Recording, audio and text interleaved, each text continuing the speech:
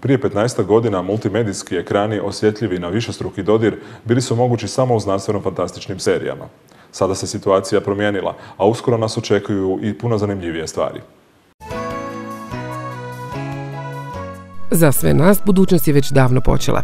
Projekcijama budućnosti naši životi su pripremani za tehnologiju koja će postati naša svakodnevica i koja je već postala.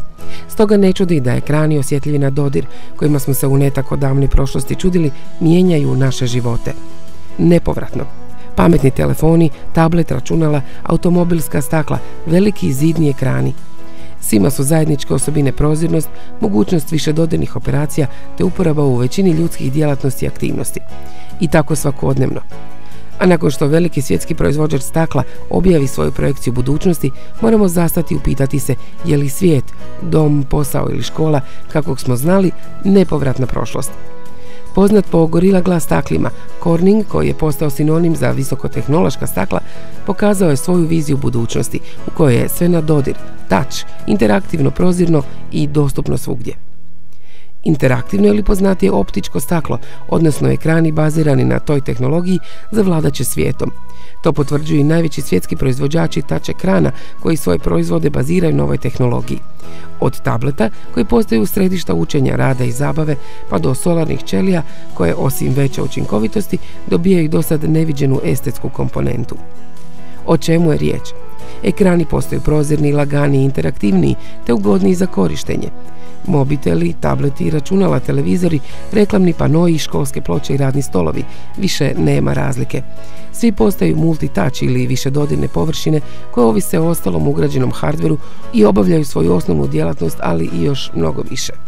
Povezivost svega sa svim i interaktivnost u svim oblicima postaju osnovne modernih komunikacijskih uređaja.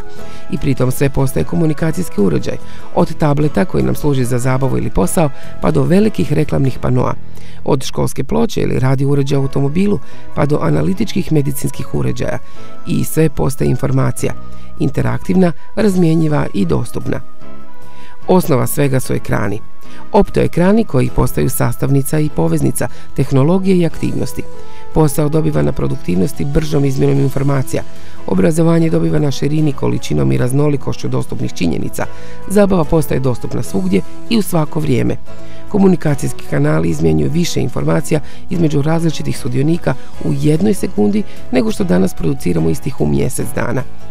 Informacija je sve i sve je informacija. A sve to dostupno na moćnim, estetiziranim ekranima koji su svuda oko nas.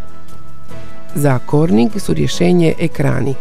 Jednostavni, jeftini za proizvodnju, moćni u uporabi, dostupni svima i uporabljivi na način koji mijenja naše današnje poimanje poslovanja i komunikacija, obrazovanja i zabave te energetske učinkovitosti. Na ostalima je da samo implementiraju ova rješenja u svoje proizvode i tako izvuku najbolje za nas i za njih. Sve u svemu, vrlo interaktivna, zabavna i učinkovita budućnost je pred nama. Zapravo, vrijeme je da sadašnjost postane takva.